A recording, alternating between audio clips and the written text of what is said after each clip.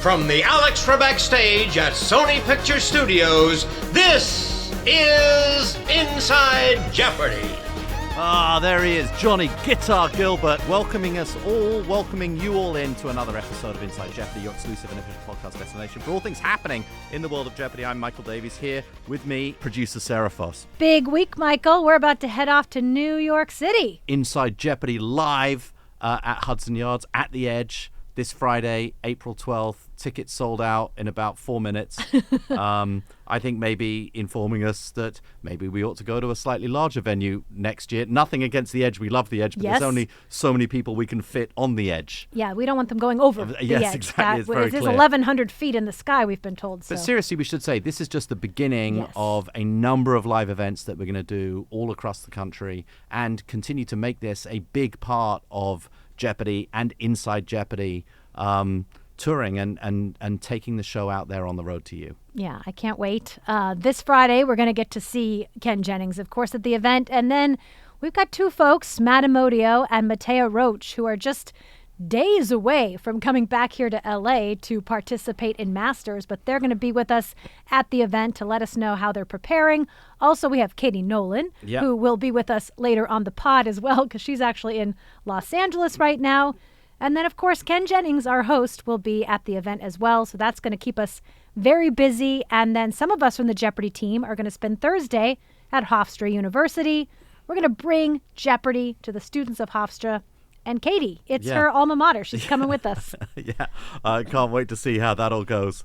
Very, very big week here for us at Jeopardy. Also, the JIT in Jeopardy airtime. We're entering Game 2 of the finals. Today, on Friday, it was Amy Schneider who notched her first win, the first win in the JIT finals. The first person to win 2 games will be crowned champion in this tournament. Yeah, it could end today. It could end tomorrow. It could end Wednesday. You're not going to want to miss it. And a reminder, as soon as we do crown our champion, head over to YouTube for our exclusive interview with the champion from the Inside Jeopardy desk on the Alex Trebek stage. You won't want to miss that. And when JIT does finish, whether it's today, whether it's tomorrow, whether it's Wednesday, then we'll be back to, all of the those suffering tournament fatigue out there. The millions of you. Regular Jeopardy episodes will resume whatever happens this week. And then we will see the ratings soar as everybody returns to our regular Jeopardy episodes. Regular Jeopardy is back. Along with Lucas Partridge, our 3-game champion. He's been waiting in the wings. He will be back. So all of that is happening this week. And we also want to say there's that producer pick. The wild card for Masters is out there. We're going to announce that this Friday at our Edge event. I have a feeling as soon as we do, you'll be hearing about that as well. Yeah, can't wait for it. All right. Well, Michael, it is time to take a look back at this week in Jeopardy history.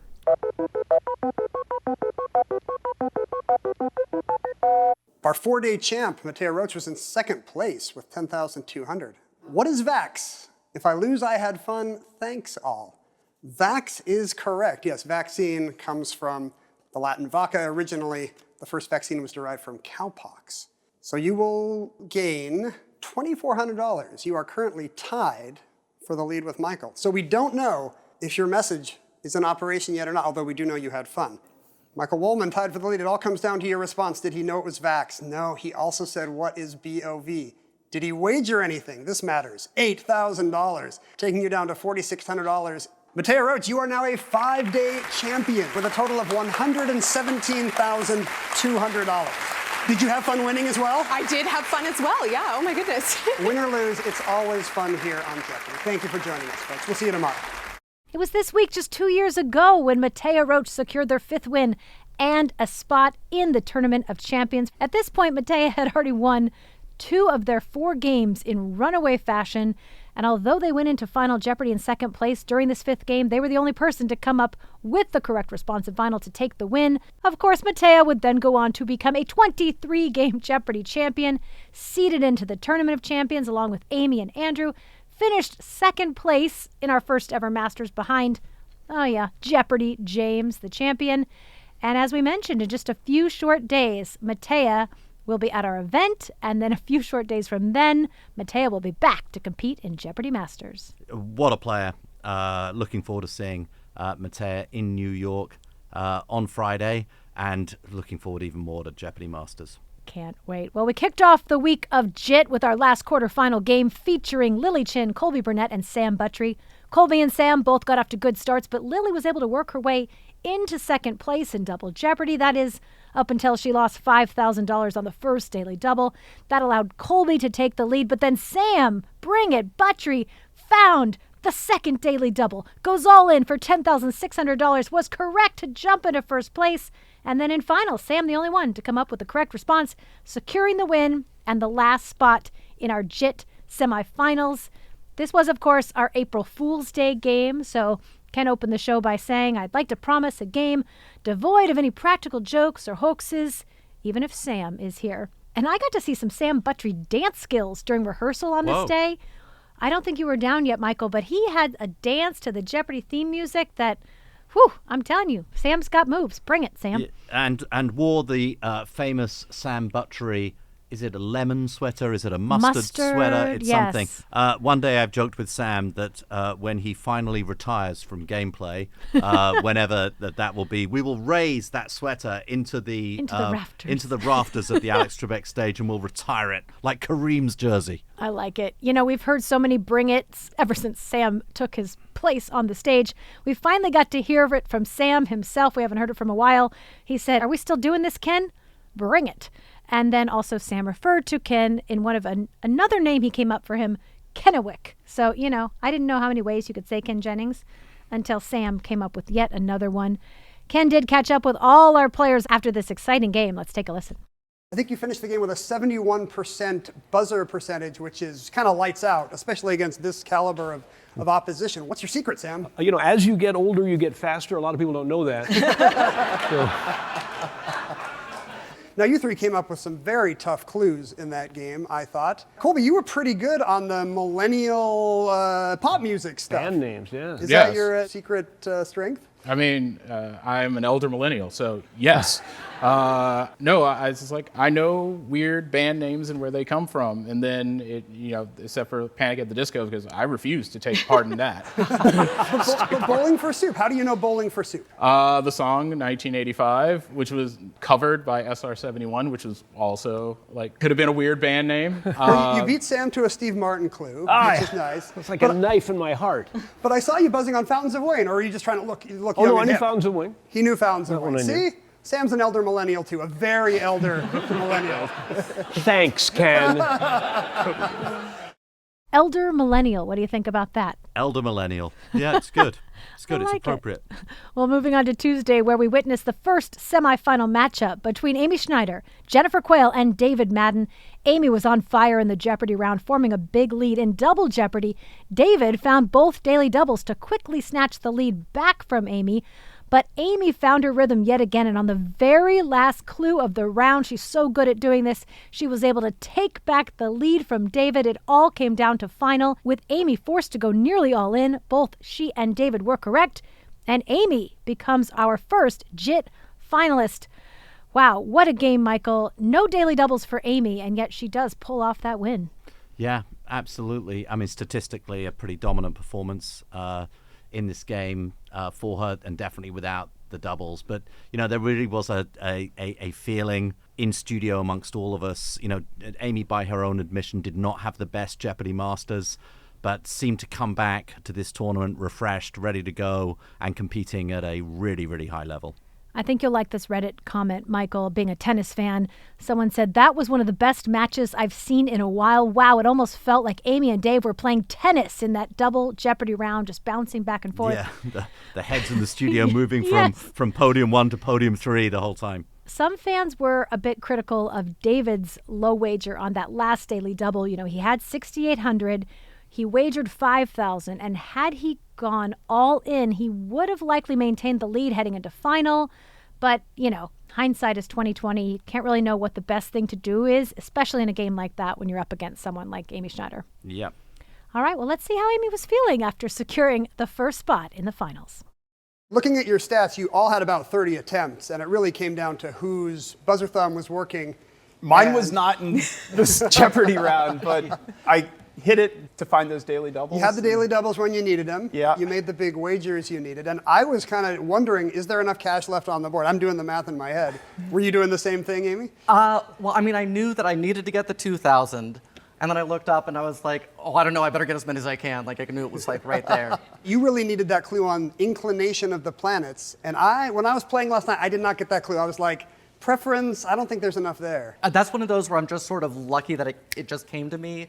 There's a small but real percentage of clues that I just somehow get on vibes from having watched Jeopardy my whole life. Like, I don't know how I know it, just I can feel it. It is kind of funny because you know something must be going on under the surface to produce that fact. Yeah. But who knows? Like, you just feel like ChatGPT, like stuff just comes out, right? Yeah. It's a good feeling when it's right. Yeah. Yeah. Well, all three of you played a great game. It was such a pleasure to watch. I'm Amy. just Yeah, go ahead. delighted that I didn't blow a history or geography or science. It's very That was important. literally my #1 goal coming into this tournament, that I don't embarrass myself in front of all our kids and their families. Very important for the brand that you get historic groups. Yes, it is. And you came through, because I don't want you to have to rebrand to like modern dance trivia or something. The Bravo B? Yeah, there we go. You start watching Bravo shows. Amy, you looking forward to the finals? Definitely. Definitely. Well, best of luck. And now, a quick word from our sponsor. Selling a little or a lot?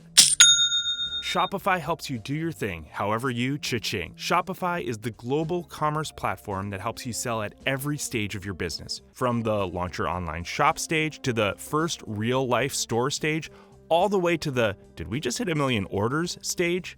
Shopify's there to help you grow. From their all-in-one e-commerce platform to their in-person point-of-sale system, wherever and whatever you're selling, Shopify's got you covered.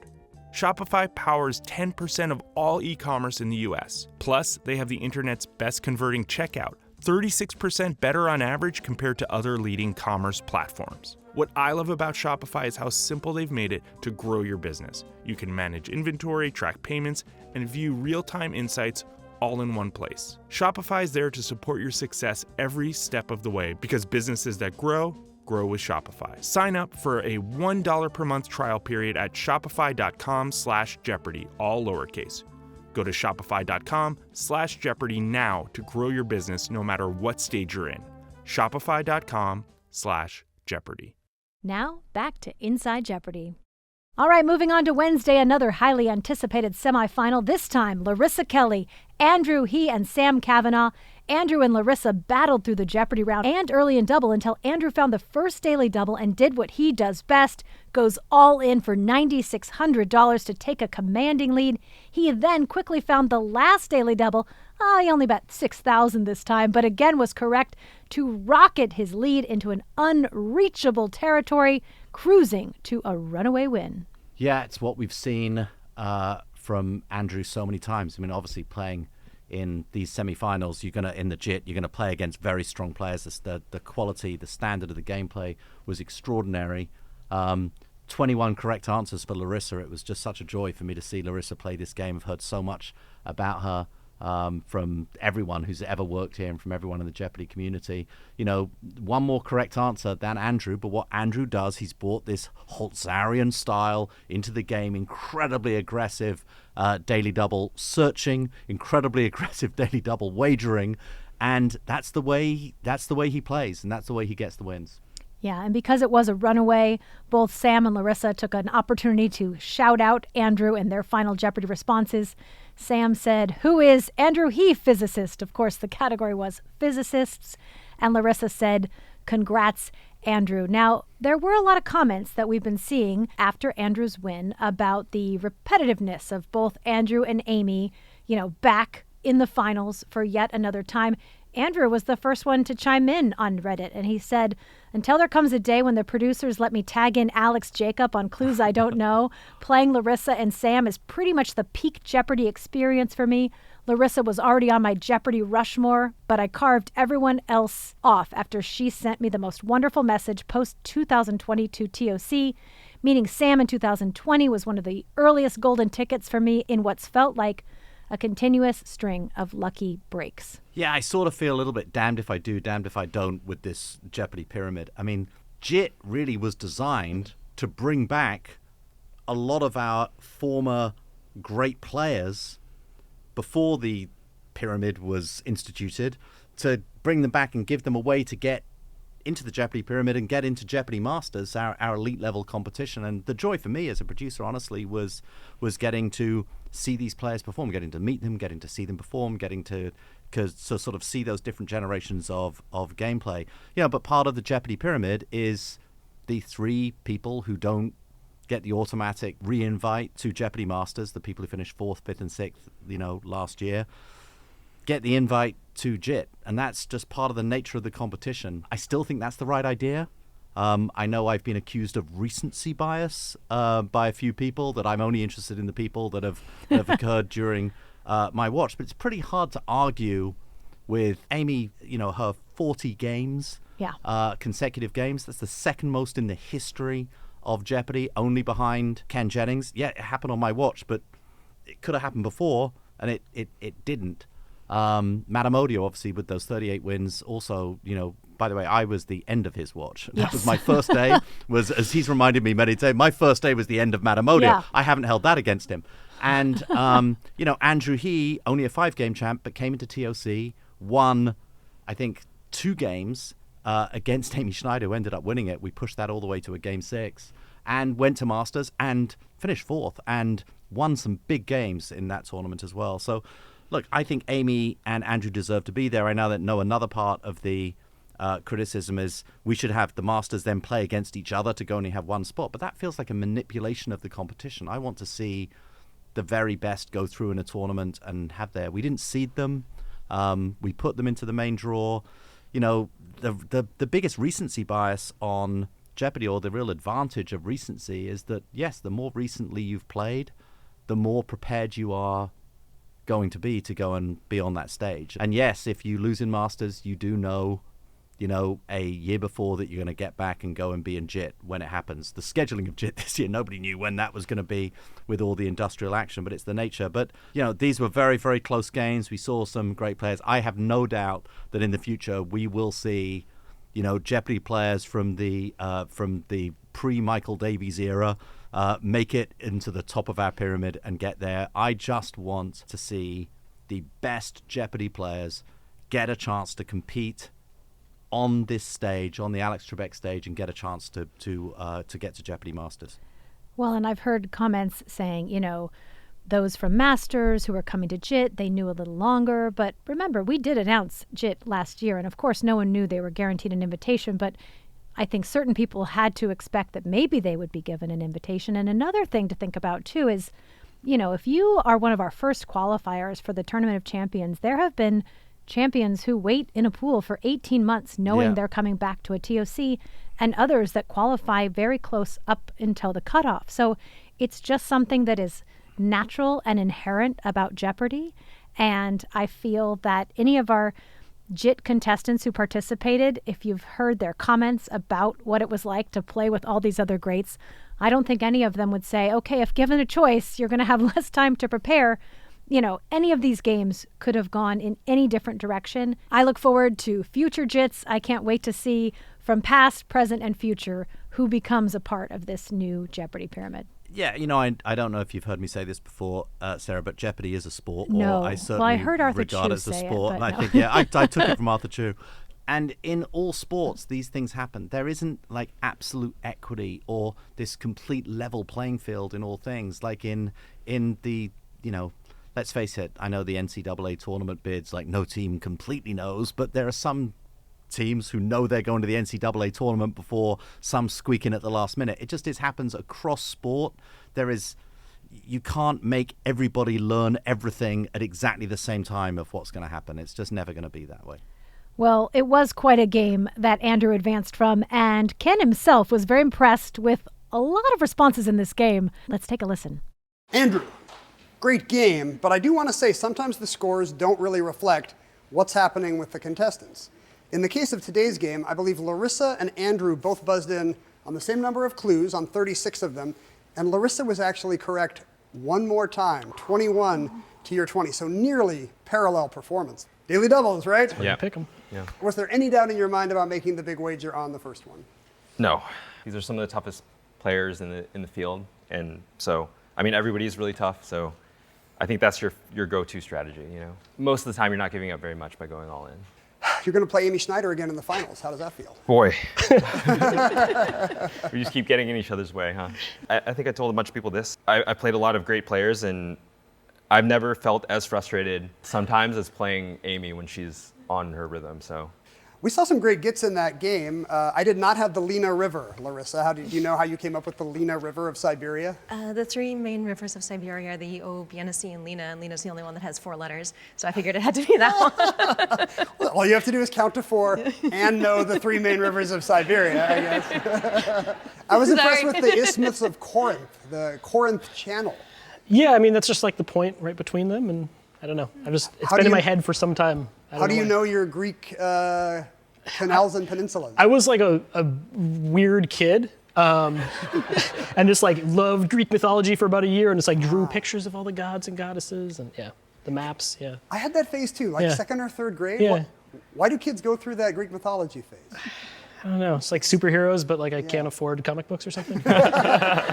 It's a mystery, but it sold 1 million Percy Jackson books. Right. And then Andrew had 2 great gets in the spices category when we didn't even know about your spice bracket. Yeah. I think Tahini and Piri Piri were making their Jeopardy debuts. Our writer Marcus wants more difficult spices on the board. How do you know that stuff? We love our spices, you know? When I'm pitting MSG versus Tahini versus Piri Piri, like that's a pretty tough bracket. Well, you got spices, you got lucky there, but that was a fantastic performance, Andrew. Congratulations, and best of luck in the finals. And on Thursday, we closed out the semifinals with another great game featuring Matt Jackson, Sam Buttery, and Victoria Gross. After a well-played Jeopardy round by all 3 players, Sam doubled up on the first Daily Double in Double Jeopardy to take the lead. And on Thursday, we closed out the semifinals with another great game featuring Matt Jackson, Sam Buttery, and Victoria Gross. After a well-played Jeopardy round by all 3 players, Sam doubled up on the first Daily Double in Double Jeopardy to take the lead, but Victoria went on a tear, and with the help of a huge $9,000 Daily Double, she was approaching runaway territory. But both Sam and Matt managed to get themselves into contention heading into final. Sam and Victoria able to come up with the correct responses in final, but it's Victoria, hasn't been on this stage since 2005, who secured the win and our final spot in the JIT finals. Broke the curse of my recency bias. I think that's absolutely wonderful. What a player. What a game this was. Oh, such a great game. And before selecting the last clue in the Jeopardy round, I loved it. Matt Jackson pointed at Sam and respectfully said, "I won't steal his line." And Sam actually looked at him with a little disappointment. During the interview, I think one of my favorite things that came about is Sam talked about having a record that he hopes will endure, and that is the most losses ever in Jeopardy, that he wanted to get to Masters to really put that goal out of reach for future generations, stand and stride the pantheon of Jeopardy losers. Yeah. That's my goal. Yeah, he certainly would be on the Mount Rushmore of Jeopardy losers. Yeah, Andrew He's with him at this point. I think they're tied at this point in the competition in their Jeopardy careers, 12 losses each. Wonderful, wonderful. Yeah, that could be a special. There you go. We'll come up with it, Michael. We'll come up with it. Very good. All right, well, before we head into the finals, let's hear from Victoria, Sam, and Matt about this epic semifinal game. Sam, that was a great game for you. Daily Doubles didn't quite fall your way, but you were right in the hunt. I felt I was. I'm glad I was able to put on a little bit of a show against these guys and be in it all the way to the end. Victoria's extremely good at this game, so it's no shame losing to her. I will say I had Avedon and was too chicken to pull the trigger, so that's on me. I congratulate her. She beat me. Well, with her knowing final and then making that big Daily Double wager, she was going to be hard to catch. We were joking in the back, the 3 of us said, I think it'll come down to the buzzer and the Daily Doubles. And also final. And final. Whoever wants it more. It's going to come down to it comes down to whoever wants it more. Shrewd commentary that normally only I get to provide. That's right. It may be the Daily Doubles. Well, you got one of your coveted losses, Sam. I hope that's some silver lining for you. I'm so proud, Ken. Thank you, Ken. Matt, I was so sure that nobody was going to get aperçu that I learned how to pronounce it. I was like, I'm going to have to say this. No one else is going to know it. How do you know the word aperçu? I was sort of trying to figure it out. I mean, I knew I'd seen it before, and it had something to do with like glancing or looking. Yeah. And I thought it sort of looks like appear or apperception, which will have to do with paying, visual attention to something. So it seemed like the only thing that could be right. And I was at the point where I needed to take some bold swings, so I took one. Well, it was a well-played game by all three of you. Victoria, how do you like your odds in the final? I'm not even against thinking Andrew that far. and I'm Amy? going to have exactly one glass of wine, and I'm going to sleep as well as I can, and I'm just going to do my best. I love that attitude. We'll see how the glass of wine and early bedtime strategy pays off. I like Victoria's spirit. You know, she's just going to have one glass of wine. This is what we moms do. You know, we know we can't have too many because there's a child to take care of, but one glass of wine and she'll be ready to go. I've seen you enjoy more than one glass of wine, Sarah Foss. Well, not before I was heading into a JIT finals. I guess Yeah. that's the difference. Amy, Victoria, and Andrew returned on Friday to kick off the finals. Victoria was in control early in the game with the help of a $4,200 true daily double. Andrew limping along in third place until he found the first daily double in Double Jeopardy, goes all in, closes the gap. Shortly after that, Victoria found the final daily double, boldly goes all in, and was correct to form a huge lead. But once again, Amy catches fire to avoid that runaway on the very last clue of the round. It would all come down to final. Amy wagered it all from second place and was the only player to come up with the correct response, topping an improbable come-from-behind win. Yeah, that comeback at the end of Double Jeopardy. Oh. Sometimes when Amy plays, we saw this happen during her TOC last year, and we saw it here in this final. She just catches fire. She gets in a zone. She focuses it's like Tom Brady. Great. She'd probably rather have Steph Curry from her beloved Golden State Warriors, but gets in the zone, gets that game face on, and just goes for it and knows exactly, you feel, what she needs to get in order to either win a game or get back or get in the lead, or in this case, avoid the runaway. And wow, then with winning final, what a comeback. Yeah, just her comfort level on that stage, because obviously in those moments, few people can understand what needs to happen and then actually execute on it. She does it so beautifully. Andrew, he brought some humor in this game. He had those participation ribbons, Michael, that he brought out. You know, he said, you can have one too, Ken. He hasn't won any tournaments, so he's really hoping we can enact some sort of participation award like we're giving to all our children these days. Yeah, and he was, by the way, we'd say he was sort of trailing behind. Still 14 correct answers behind 18 from Victoria and 22 from Amy. It was just a very, very well played game. These are heavyweights. I mean, we spent the time at the producers table throughout this tournament, and then especially during these finals, just marveling at the level of the gameplay. And what I'd say about Victoria and Amy, just watching them go at each other in this game. You know, Amy, one of the most underestimated competitors in all of sport. You know, as much as she knows, as brilliant as her knowledge, as great as she is on the buzzer, she is just wildly competitive and so good at it. And Victoria, you know, yes, all of that quizzing background, and seen her on The Chase, and, you know, perhaps a less heralded history on Jeopardy, but that same competitiveness to get in and play at speed, wonderful. Well, let's take a listen to how our finalists were feeling before they headed into the weekend. You had quite a run at the end of Double Jeopardy. Yeah, you know, I mean, I wasn't even sure if there was enough money left on the board at a certain point, but I was like, you know, just gotta pedal to the metal. Because you had kind of, when the daily doubles went by, that was a time of the game when you did not have your timing quite as locked in. The whole first part of Double Jeopardy, I was not feeling it, but it's, you know, it happens. Yeah, there's a lesson there about just sticking with it even when you're having a rough patch. Yeah. Does the experience help? I mean, you've played more Jeopardy than almost anyone alive. Almost anyone on this stage. No, it definitely does help. I mean, this was the second game in a row that came down to the last clue of Double Jeopardy, and I've been in tough spots before and closed strong, and so I trust that I at least can, whether or not I will. Victoria, that was a great game from Thank you. you. You two were so evenly matched. 50 buzz attempts for each of you, exactly the same, just neck and neck. Andrew, what's it like playing against two 50 attempt games? Yeah, it's tough. We had some issues along the way, so. But hopefully, you know, we'll make some halftime adjustments, and you know. That was a tough clue, and I liked watching you figure it out. You did well with some tough clues in that game, both of you. The Praxiteles clue I thought was tough. You know your ancient sculptors. I know my art. How do you know your ancient sculptors? I mean, I spend a lot of time at museums. If I'm traveling somewhere, I will almost always, you know, find the most interesting museum. Well, Victoria, congratulations. Well played game. You seem well positioned, but right now, Amy Schneider has the only win in the finals. Well played. Way to stick with that. All right, well, that wraps up our game highlights. What a week. Now on to our host chat. An audience member asked Ken, what's your favorite part of the production? I really like seeing the new clues every morning. We have a meeting with the writers where we get to go over all the scripts for the day, and that's very exciting for me because, as a player, you're always excited when the categories come up. You want to know what it's going to be. It's a little bit like the suspense of being a player again. All right, and now it is time to welcome to the pod friend of the show and Celebrity Jeopardy finalist, Katie Nolan. Thanks for joining us. Thank you for having me. It's an honor to be here. I would say Celebrity Jeopardy finalist emeritus. Or is that emeritar? What does emeritus even mean? Well, it means sort of honorary. Because your performance in Celebrity... For us, at Celebrity Jeopardy, at Jeopardy, the overall brand, you are more than just a finalist on Celebrity Jeopardy. Your performance... everybody out there in Jeopardy world, in the Jeoparverse, now knows Jeoparverse. the little secret. One of Michael's how favorite clever words. is young Catherine Nolan. And you blew everybody away with how good you were. So fun. It was so fun.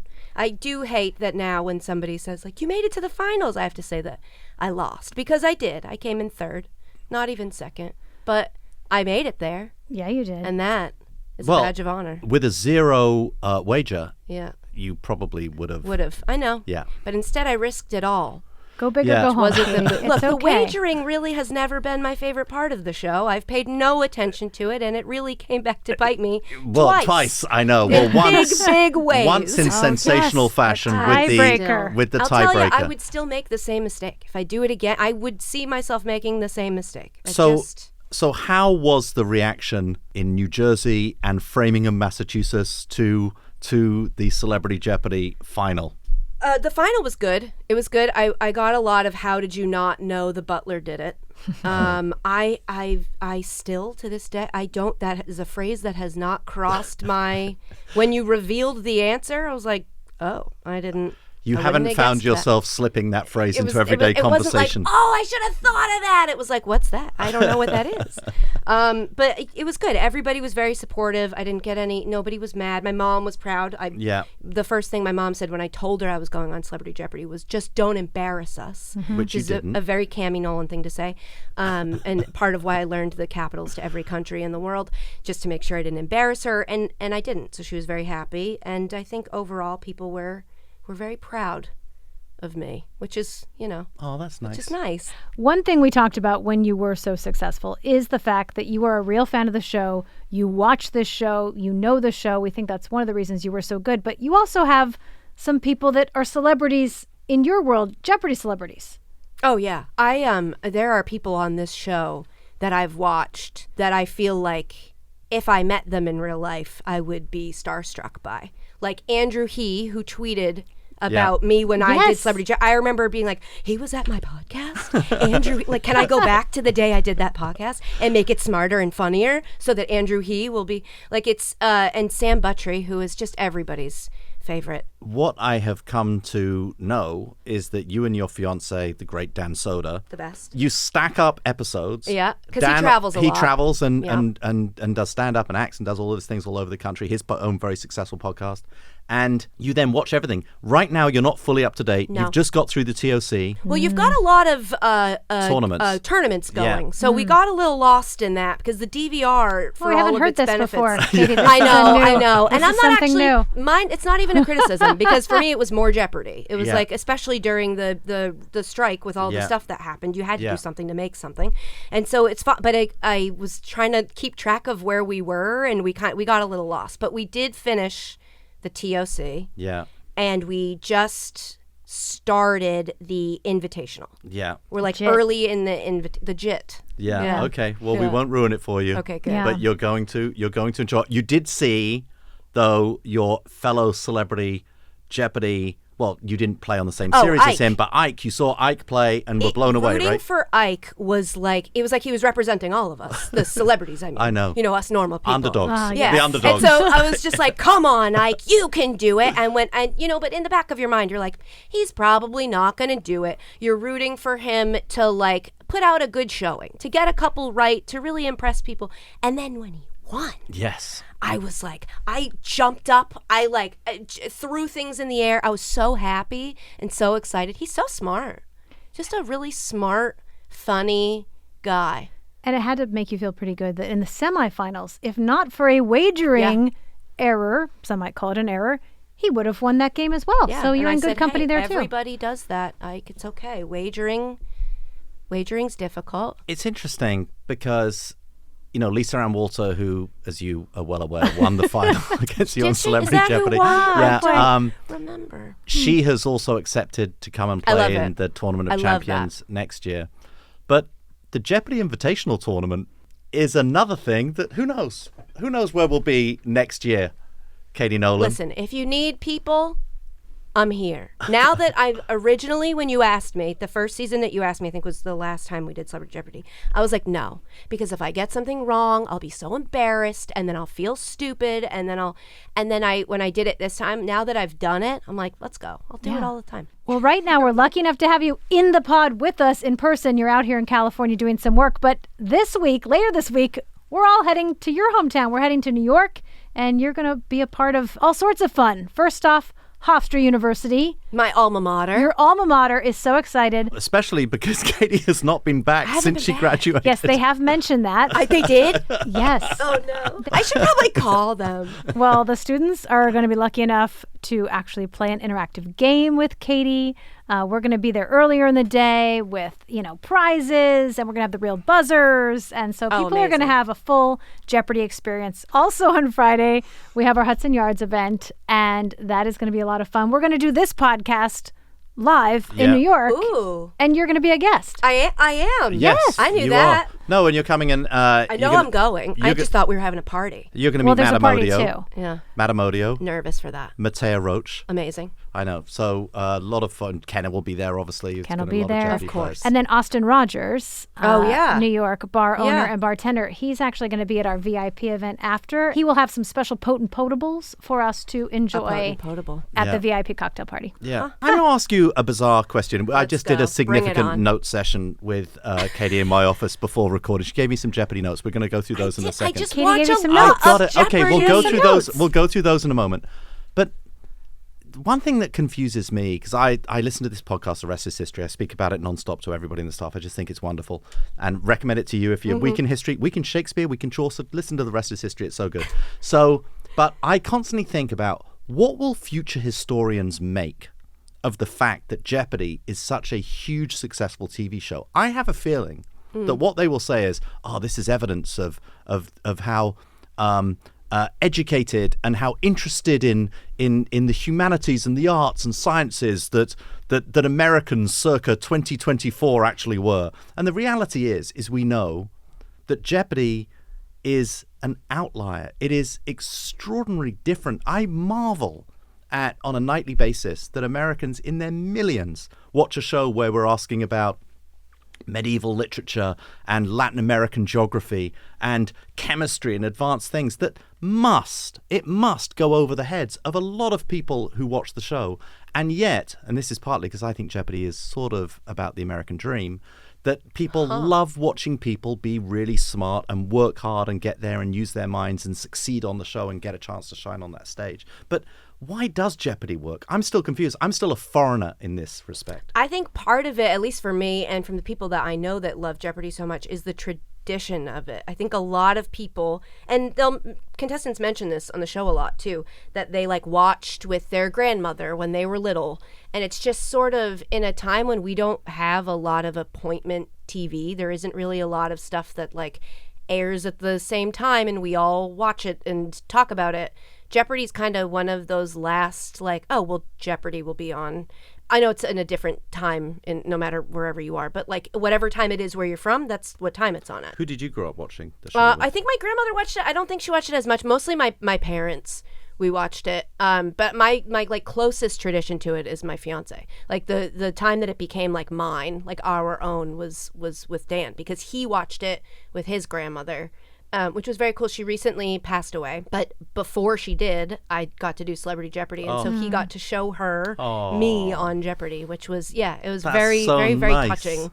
And I just think it's one of those family things that generations have all been able to like come to and discuss together. And I think what's wild to me is how many people watch it that don't know any of it at all. Yeah. But I do think that there's something to like the participation of it, that like you can, if you get that one really crazy history question and everybody you're watching it with is like, how'd you know that? And you just feel like you sit up a little more straight. And you're like, yeah, that's right. I'm smart. What are the notes, though? I want to know. It's a great note. It's, by the way, it's a really good note. It's going to be seen as so mean. No, of it's me not to say. mean. No. I just want to say You're a that fan. I work in TV. I love TV, and I love Michael's TV brain. So I like talking to Michael about the way, like the decisions that he makes. And my only note was maybe that it feels like everyone, and again, I'm behind, so I don't know if this is still, but it feels like everyone now on Final Jeopardy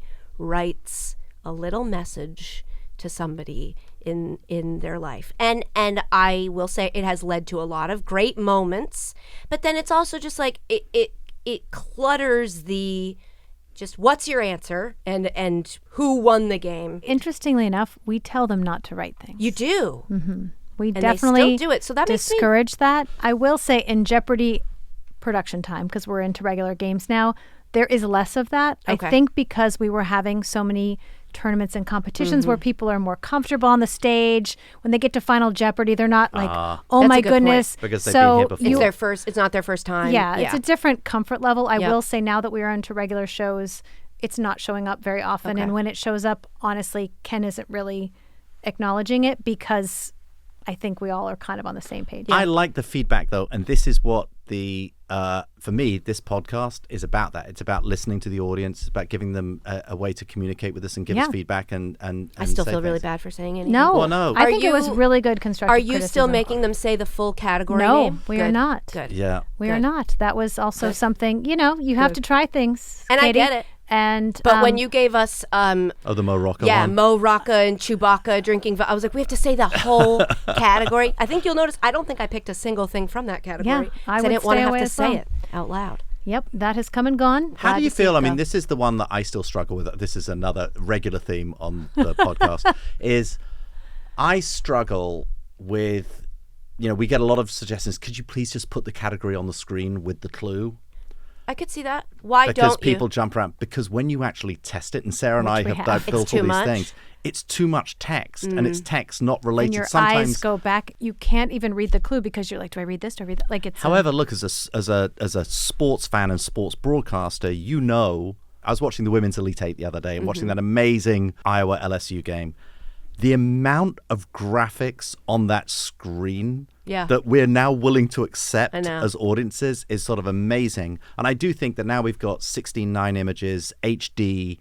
We can probably do a lot more. Obviously, on Celebrity that you were on, we now put the three singles of boxes the on three them. of you on the side so that we can see what you're selecting. We could probably leave the categories up there. We've seen some tests of this, which are kind of interesting. We're still working on new ways to get around this. So you mean like, would you leave all the categories on the top and then pull up the clue and just like highlight which one of the categories it is? We may try that in a future version. For now, I think we're looking at maybe highlighting the similar categories. to what we did in Celebrity, but not with the 3 box on the side. Got it. So you're still going to get a chance to see what the contestant selected. Yeah. Before we go to the clue as a little reminder. Because I mean, as a viewer, there have been times where I will miss what category it was that they picked, and you answer the question, and then you find out that like, oh, I'm an idiot. The category would have, I would have gotten the answer, but you just sort of, I think some of it is like tough luck. Yeah. You've got to pay attention, and if you miss what category they picked, if you were in the real game, you missed it.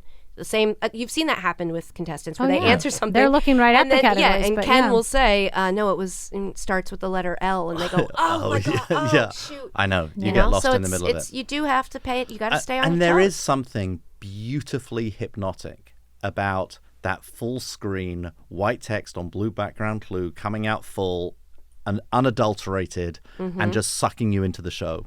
Yeah, don't change that font. Don't ever change that Oh, font. no, the font is good. We It's gotta See, occasionally... when you add the category, that can't be in the same font. We have tested it, and Yeah. I Do know Do it people different. Can you make think it yellow? I feel like you make it yellow no, at the it's top. white, but it has more of a yellow border around it. But it's a bolder. It's like the category, Yeah. font, the Yeah. boldness. But Yeah. it just everyone is so used to looking at that one screen and reading that clue, and all of a sudden you're like, whoop, whoop, whoop. I don't know.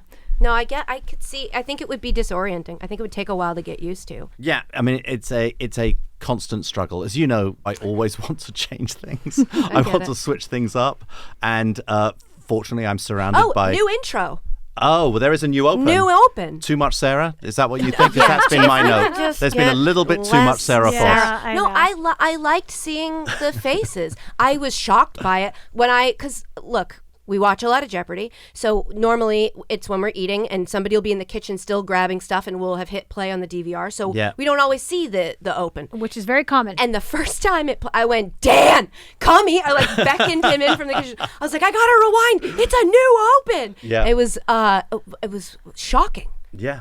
No warning. Well, nobody told me a new open was coming. It's a great idea. I mean, there are lots of great shows that we have loved, whether it's SNL or, you know, the sort of, you know, the old quiz shows did this a little bit in the 50s and 60s. They show some of the behind the scenes before, and I like that. I'm like a TV junkie.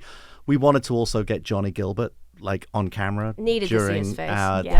our open, because he's such an important part an of the program. iconic face you don't see a lot of. Yeah, and so you want to important. see more of. Yeah, and his voice is so important, and his opening the show is so good. Satin jacket and, so important. You know, and the first time it's out, we have this amazing creative services team here at the show, and they shot it, and we have this like wonderful staff. I love seeing Lucinda, who's one of our directors, like directing and getting the show on the road. A little bit too much Sarah is one of my major notes. We've cut back the frames.